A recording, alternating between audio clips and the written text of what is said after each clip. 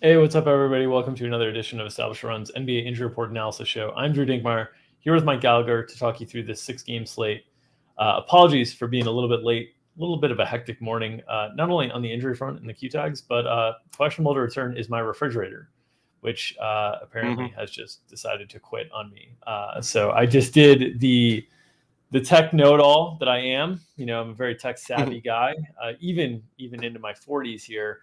I did the unplug it and plug it back in, and now we wait to see if I've been able to fix it. If not, I just put my hands up and ask the landlord to take care of it for me, hopefully, because that is the modern man that I am. So I'm not going to pull the "is your refrigerator running" joke on you then? Is that what you're saying? Yeah, don't do that. Don't pull the plug on the show either. Okay, all right, cool. So 6 games on tap today. A lot of injuries to actually go through. It's kind of crazy for a 6-game slate. So let's get into it, Mike. One of the things that I wanted to talk about first and foremost is the Heat situation, because we got a first report that Kyle Lowry was expected to play tonight. And then the next report we got was that he's a game time decision. So we'll see. He's been away from the team for personal reasons. The Heat are going to be without Caleb Martin, and they've got PJ Tucker as questionable as well. It is a spot where we've talked about this with the Heat of late. They've basically, like, during the course of the season, been able to develop so many players playing so much better that when they get guys back, they kind of don't have enough spots for all the guys that they want to play. So you see Caleb out tonight. I wouldn't be surprised to see if Kyle returns, PJ sit, just like because they have enough bodies to kind of make this all work. They're playing a San Antonio team that has a lot of injuries on the other side of the injury report for them that we were just talking about. This is a makeup game. The game has been moved up to 7 o'clock Eastern to deal with some potential inclement weather in San Antonio as well. So just be aware of that we have 2 7 o'clock Eastern games now. What do you think about Kyle Lowry, and how do you think his return impacts a guard rotation that's been a little bit hot-handy of late? We saw Strus play a ton last game at the expense of Duncan Robinson. Yeah, so definitely would see Gabe Vincent. And I think he's going to play, right? He may have a minutes cap on him, been out for personal reasons, and went through shoot around. I mean, you would think he's hopefully doing a little conditioning. I think they probably throw him out there just because Kyle Lowry is good. He usually plays through stuff. So it definitely feels like he's going to be out there. So yeah, obviously the Gabe Vincent would go away. We'll see what's up with PJ Tucker. They could slide down. Obviously, no Caleb Martin, who's uses more of a 4. So they can play Jimmy at the 4, which they've done many, many times, especially if no PJ Tucker. So could be smaller if PJ sits. And as you mentioned, I think PJ Tucker's injury is a little bit more of a lingering thing. So it could be a spot to rest him to open up, more Max Strus and those guys. Strus should get pretty good minutes here for the non-Jimmys, probably non-Duncans on top of that. Which right there, gives him, low 20s minutes and puts him on the board. Yeah, we've got Strus into the upper 20s right now because he just played so much last game that all right, I think that's where I have him. I've done so many different minutes iterations today. I don't know if I'm thinking of the minutes without Kyle or the minutes with Kyle. But currently, let's see. We have Strus at 26 minutes, Duncan at 20, Gabe Vincent at 22. Lowry, that's with Lowry at 32. I don't know if that's aggressive on the return. Normally, I'd have Lowry at 34, so I shaved a few off. I could go down to 30 if there's a minutes cap or something like that. Yeah. But I think Gabe Vincent's earned enough playing time. I think the guy who's been kind of the odd man out of late has been Duncan, who was just on a tear like 3 games ago. So it's really hot-handy, really hard to tell. But without Caleb Martin, there should be enough minutes there. And if you take PJ Tucker out, then I think there's enough minutes for everybody to play like they've been playing of late. And it is a very favorable matchup against San Antonio, a team that's really struggled defensively during the course of the season. Yep. Okay, on the other side of that with San Antonio, this one was interesting because we were looking at the injury report, and there's definitely a lot of things on it that are absolutely correct. I mean, Jakob Poeltl being out, we know that's the case. Jock Landale being out, we know that's the case. But then there's this Keita Bates-Diop return to competition reconditioning tag that was a little funky, and because he played last game. And what we've seen before sometimes with these games that get rescheduled is sometimes the NBA puts up the old injury report from when that game was originally supposed to be filed. So I don't know if there's some wires crossed here. Keita Bates-Diop did not play very much last game, so it could be that they have a return to competition reconditioning. But DeJounte Murray is also questionable. If DeJounte is unable to go, we saw Trey Jones slide in the starting lineup, but that was without DeJounte and Derek White. Mm-hmm. And Trey Jones played 33 minutes in that spot, played a ton. Then DNP CD the next game when they were both there. So it's very tough to predict like what iteration of the Spurs we would get. And then the front court, I think, is really tricky too, because when you're without Pirtle and Landale, then you get into Eubanks as the starter. They have not liked to play Thaddeus Young very much this year, only kind of break glass in case of emergency situation, and he's been frustrated and wanted to be traded. They got Juancho, who you can spot center minutes with Juancho, and they've chosen to play Juancho ahead of Thaddeus of late. So I kind of have those two splitting the backup center minutes right now because I'm really not sure who gets them. And then I'm not sure if they play Primo because they also have Doug McDermott questionable. They have a lot of room to play a lot of different guys here. How do you think San Antonio tries to approach this? And do you think, most importantly, do you think DeJounte is able to go tonight? Yeah, don't know him DeJounte, non-shooting wrist sprain, but it's called a sprain. That's not good. So definitely think there's a chance he sits. As you mentioned, I think they want to play Trey. Pop has talked about, him being point guard and not having him available, making Derek White like more of the emergency. We saw that one time when he lied to us, and they were going to bring Derek White off the bench. But I feel, I don't know. I don't really have a lean on it. I couldn't find much. Pop didn't say anything after the game. Obviously, he missed the last game. They rested everyone in the last game, so I believe he was listed for rest too. So maybe he plays. Definitely something to watch. And just some other background. I was just digging. So this game was a makeup from January 3rd. Katie Bates-Diop wasn't even in the rotation. Didn't dress. Wasn't on the injury report back then. Okay. So I think it's legit for whatever reason. Yeah. And like both Londale and Pirtle took hits to the head in the last game. Didn't return. Doug McDermott sprained his ankle in the first half, went to the locker room, came back, started the third quarter. So probably the only thing that seemed off was everything. Everything which else is interesting because they could have for sure used him in this spot. Against Bam, like you could throw some minutes out there against him, and even against Dedmon's fine. So so talk to me about the front court rotation here, and what do you think things look like? Let's assume they have everybody available that they currently have questionable or better. So Eubanks is the starter, right? Who do you think is the backup five in that instance? I think it has to be Thad, right? Okay. I mean, it's like you said, this is definitely a break the glass in case of emergency situation. So I would think he's the man. If we maybe find out this Katie Bates-Diop thing is BS, then maybe he gets in there. I don't think I'll find this out later, but I don't think they've run like the Keldon small ball five like on occasion. But like against Miami, I think it's a tough ask there. But if that doesn't if Miami has everybody, I think Miami would play. I don't think they play Dedmon. Very much. I think Tucker would be like I guess with Caleb. Not having Caleb out. With Caleb out, they would play Dedmon. I was thinking of when I was working on things before Caleb was ruled out. So that would be tough. So probably is that. Then Keldon has had huge minute ceilings in these spots, and without potentially McDermott, definitely without KBD, he could play a lot. I guess Juancho is the backup for. I think so. Okay.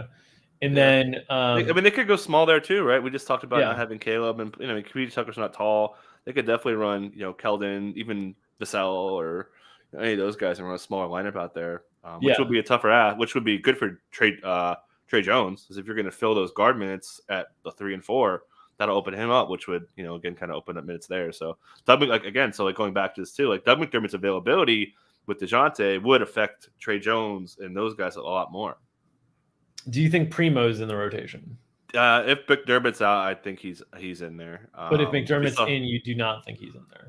I mean, he could be. We saw him get kind of a surprise rotation, in my opinion, the last time he was out there when they had a full unit. Without DeJounte, he would be. But I think if they're full, probably not.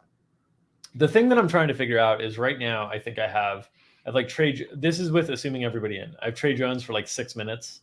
I have Primo for 10. I have Juancho for 11, and I have Thaddeus Young for 12. And the rest of the guys, like I feel pretty good about where I have them. It's just like splitting up those secondary minutes. And if they do condense, if Thad literally gets all of the backup center minutes and gets in the low 20s, Thad's going to be a play. Yep. So like that's the big question mark for me. Is that like how confident are we that Thad gets all of the backup center minutes? Because at Eubanks, they're not going to let Eubanks play 30 2 or whatever. That like I've got Eubanks for like 25, 26. Yeah. Yeah, and it's gonna be. I mean, that's a tough play. Like if you want to play Thad, and he's not starting. Like, oof, Yeah, you're that'll not going take to some. know. You're not Yeah, going that'll to take know. some But like, cojones. Unless we hear like, and Pops lie to us too, so you got that yeah. layer to it. So what's your inkling? What do you think we should I have Thad think at? so. I think so. I think Thad should be in there. You put him at 12. I think it's a pretty good hedge. Okay. Yeah. I'm tempted to go a little bit more, but oh god, it's such a tough minutes projection. I mean, range is like 0 to 24, right? I know. So I think that's a good number. I know. Okay. Let's talk more questionables. Other 7:00 game, Detroit and Minnesota. Cade Cunningham is questionable for Detroit. He left last game early. Pretty big injury situation. From a DFS perspective, yes, because there's a lot of role to fill, but you're not super excited to fill with these guards. Killian Hayes hasn't really shown much. They've shown that they're willing to bring in Saben Lee when Cade goes down, so the rotation gets more jumbled. But he's on G League assignment right now, which is worth noting too. Oh, Saben is out? Okay. He's on G League assignment, yeah. Okay, so I need to, in our if then, I need to update that because I have him in for some minutes in that situation. Cool. So if quick Cade was before, out, just I want to hit really quick, they have run Keldon at the center spot for 63 minutes, so that could be on the table. Yeah. I'm calling McDermott a forward situation, but sorry I cut you off. Go ahead. If Cade is out and Saben Lee is still on G League assignment, how high are the minutes getting for Killian Hayes, for Corey Joseph? Because like there would be a lot of ball handling guard minutes available in Detroit under that scenario.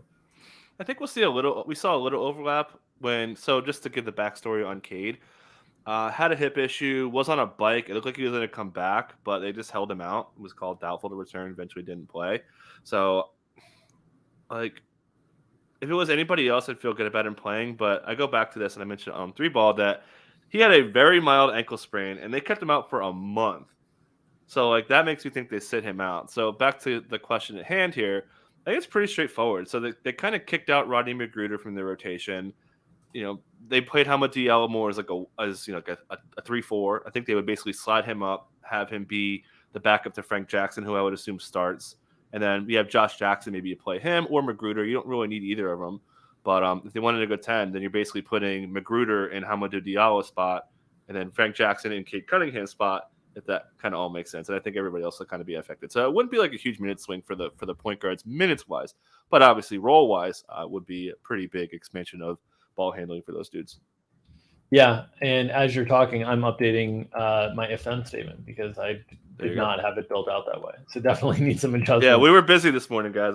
If you guys listen, I did a podcast right now. You guys should check it out. Breaking down trade deadline sellers. So Dick and I have been grinding away here. Yeah, it's been a busy morning for sure. Other notables on the injury report that we're working through and trying to figure out. Trae Young is questionable for Atlanta. That's obviously a big one. They've also already ruled out Lou Williams. Mm-hmm. So in the scenario that Trae Young is out, I think you're seeing a ton of DeLon Wright tonight. Mm-hmm. Sharif Cooper is also out. He's on G League assignment, so it would be like Skylar Mays maybe behind him, but probably just Herter and Bogdanovich just ball handling a ton, right? And then opening up more minutes on the wings for DeAndre Hunter. Gallinari could slide down a little bit, which they're not usually super comfortable doing, but I think you might be able to get away with it okay against Phoenix. But it's really tricky if Trae's out because without Lou, without Sharif Cooper, there's not a ton behind him. So I basically had it split where, there was I had Herter as the backup point guard with a little bit of Mays built in, and a little bit of Kevin Knox on the wing to like fill in minutes there, kind of split 12 minutes between those two guys. But what do you think the likelihood of Trae returning tonight is? And if not, how do you think Atlanta's going to handle this? Yeah, so just backstory on the injury. Over the weekend, Anthony Davis jumped into him, played through the injury, kind of tried to warm up, and we heard that the warm-up was really cut short and wasn't himself. It was pretty easy to see that he wasn't going to play based on the early reporting. Going through the shooting routine kind of makes you think he's going to play. It's just soreness. I don't think they really further evaluated him. He kind of went you see shoulder injuries, right? Like Nazir Little, if you guys see me, his arm went back. That's usually the shoulder injuries that scare you because you're putting a lot of muscle issues that could tear. He got hit this way coming down. So that's just bump on the bruise, maybe some soreness, some swelling from the contusion. Those are things you're not really too worried about, assuming he didn't break his shoulder, which he didn't. So I think he's got a pretty good chance to play. But as you mentioned, we've seen Bogdan when he went on that red hot run last year. He was handling the ball a ton. Herter has had some point guard minutes, so I think they could just chop him. They may not even need Mays. So as you mentioned, those guys would get a little bit of a boost. Yeah, I mean, I think they might not, but also just trying to protect on over projecting because like Bogdan's been on that minutes limit, seems to have come off of it now. He's Got off up to it, yeah. 30 last game. So right now I have on the if then for them, I have Herter at 34 and Bogdan at 30. It could easily this is with 12 minutes between Knox and Mays, could easily get those guys up to like 36 and 34 respectively. Yeah. In those types of situations. That's with DeLon Wright at 32 and Hunter at 33. So like real big minutes condensing there. And obviously without Trey, a lot of rates open up too. So, from a DFS perspective, it would be really big. And then I'd also note, without Trey, I think the Hawks are a little bit of a better half court defensive team, but they're going to give up more transition stuff just because they're going to be way less efficient offensively. So it kind of nets out somewhat similarly in terms of the way that they are, but Phoenix is ready to capitalize on any weaknesses that you show. Yeah. So, okay, other big questionables. Zach LaVine, we got this one added late. Zach LaVine questionable on the injury report tonight for the Bulls. If he's unable to go, they are just really, really thin. We've seen them play without Zach of late. It's been a lot of Kobe White. It's been a lot of Ayo Dosunmu, a lot of DeMar DeRozan and Nikola Vucevic handling all the usage. In those games, you saw Troy Brown get up there quite a bit. But they have Javonte Green back now, so they have a little bit more depth to be able to get to withstand this. But it's against a Raptors team that's going to play their main guys a ton. So you got to figure if whether LaVine plays or not, like DeRozan, Vooch, Dosunmu are playing a ton, and Kobe White's probably playing a boatload if LaVine's out as well. And then they'll try to piece together stuff with Matt Thomas and maybe Malcolm Hill makes an appearance. Those types of guys. But what are your thoughts on LaVine's availability tonight? Yeah, that tag is a little scary, right? He's with mid back spasms. That sounds terrible. Downgraded from probable from yesterday's injury report, about a day apart. So a little concerned. We always get worried about those midday tags. Don't have a great feel for it. We always say back injuries are really tough to peg on if they're in or out. But yeah, as you mentioned, like they've got they basically be playing a little bit. More. I think Kobe White would probably just start outright. Like I think that we saw him start before, and replacing Zach's offense would be the main thing. Which Kobe White, obviously is not anywhere near the caliber offensive player that LaVine is, but he would be the best of the bunch, right, of what they have. So I think he would start. Obviously, pretty good mid ceiling. Then you're looking at a little bit more, Troy Brown kind of backing them both up. I think Tyler Cook would back up some of those minutes with Javonte. Maybe bring Tony Bradley in the mix more and just kind of go bigger that way. If LaVine doesn't sit, obviously you're looking at this monster role for DeRozan in a revenge game. Yeah. All right. Wolves, D'Angelo Russell is questionable along with Pat Beverly. We've seen this scenario play out a lot of late in the games that both players missed. Jordan McLaughlin had a really big role and slid into the starting lineup. I would expect that to continue. Jalen Noel's role has remained pretty much the same, regardless of whether they have both of them or they're missing one of them, honestly. It seems like he's in that, old Lou Williams kind of bench scoring role, 20 to 25 minutes a night type thing. And then the guys who have seen their minutes fluctuate as a result of who's available have been more along the lines of McLaughlin, Taurean Prince, Vanderbilt and McDaniels a little bit, but that's been a little bit foul driven too, and how well the two have played. Like there's been a little bit hot hand stuff there. But what are your thoughts on the Timberwolves tonight in terms of their availability of their backcourt? Yeah, I mean, I thought Russell looked fine. Like he was on that bench, like moved around pretty good, and it's just a day-to-day thing, just a shin contusion. It looked bad when it happened, but I think he's had a chance to play. Good news is we'll know with the first game of the day.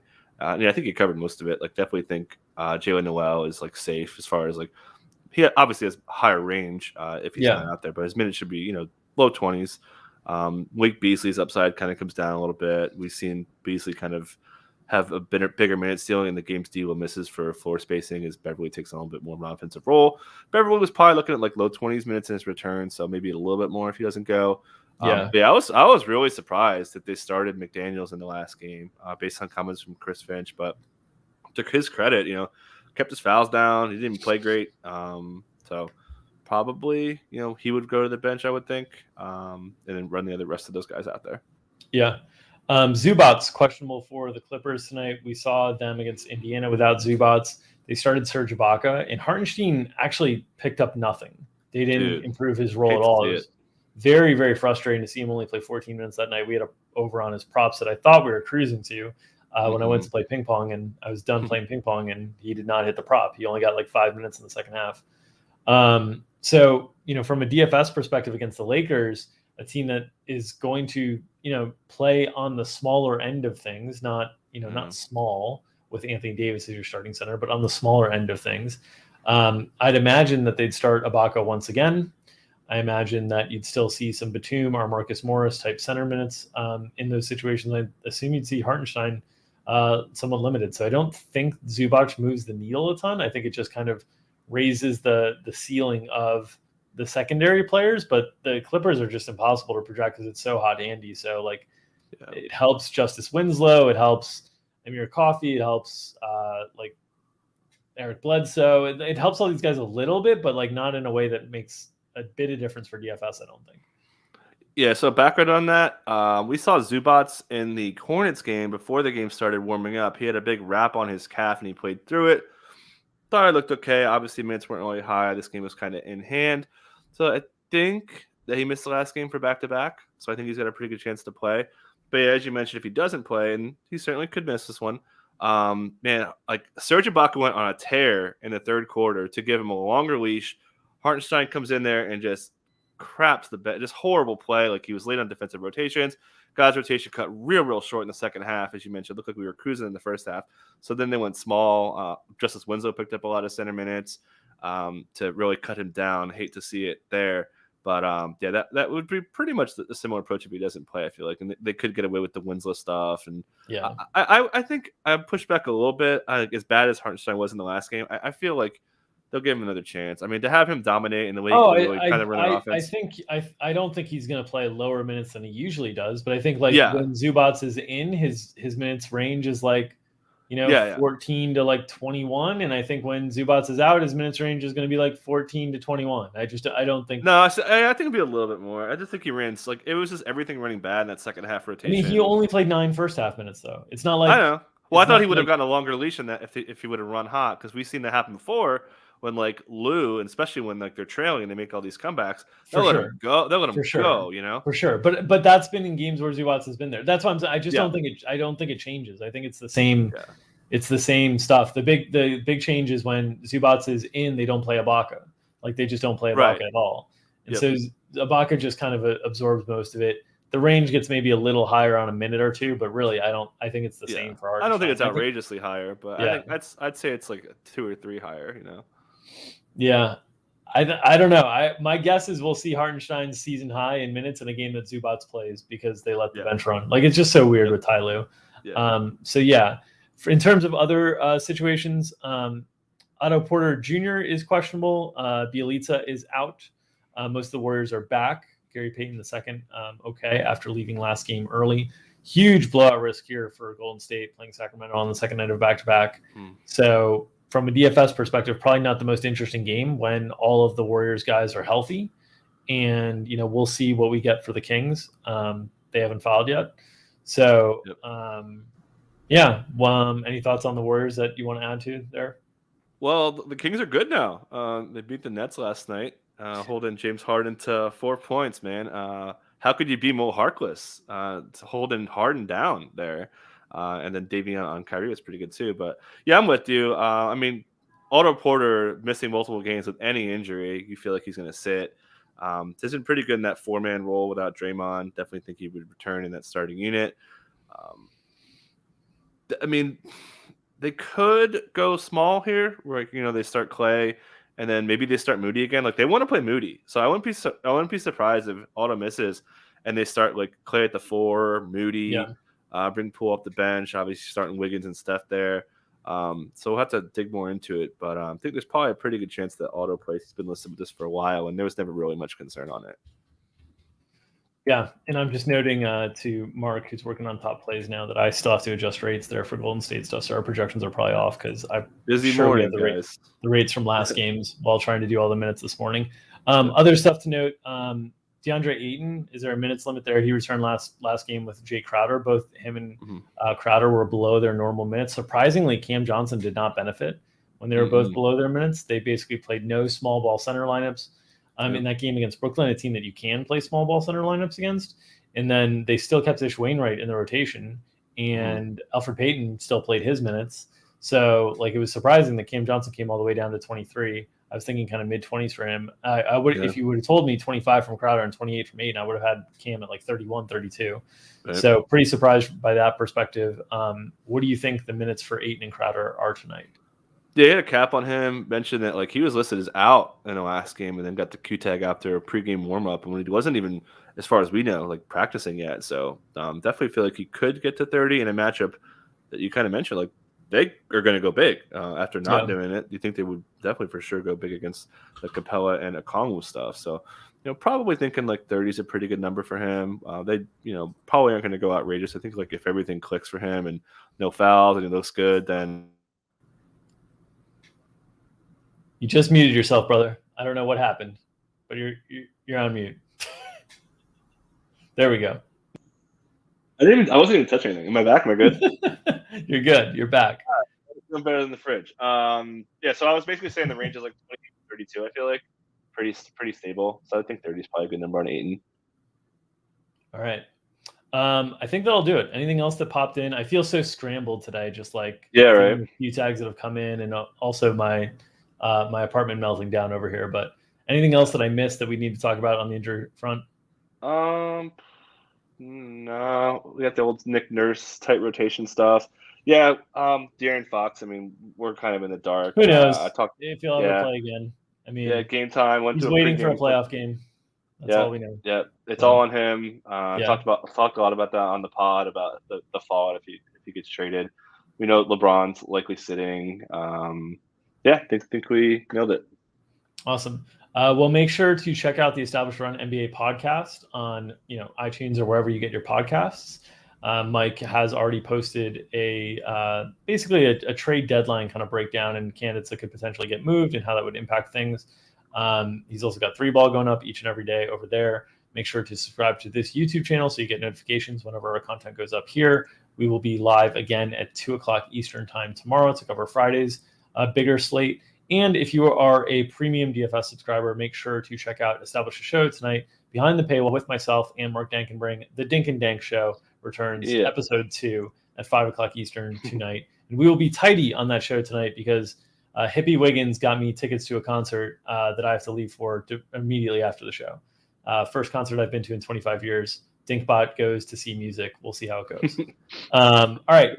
Best of luck out there in the games tonight. Enjoy the NBA. We'll catch you at 5:00 behind the paywall with myself and Dank, and we'll be back here 2:00 Eastern tomorrow with myself, Mike Gallagher, and the GOAT, Justin Fan. Take care, everybody. Enjoy the games tonight. See ya.